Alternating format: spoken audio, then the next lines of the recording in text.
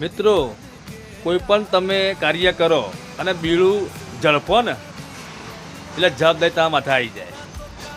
પછી તમે કોઈ સારું કાર્ય કરો, તમે પૂછો કે ભાઈ તમે આવો છો આમ છે તેમ છે, તો કે ના ભાઈ તમે બીડું ઝડપ્યું છો, તમે જ કરો.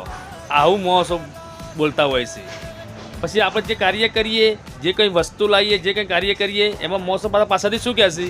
આમ નહોતું કરવાનું, થોડું આમ કરી નાખ્યું, થોડું આવું નહોતું લાવવાનું, તમે થોડી ભૂલ કરી દીધી.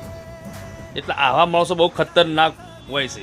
કરવું કોઈ ના હોય, ના આપવું, ના કોઈ કાર્યમાં ઊભું રહેવું અને પાછળથી પછી ઓક ને ભૂલો કાઢવી.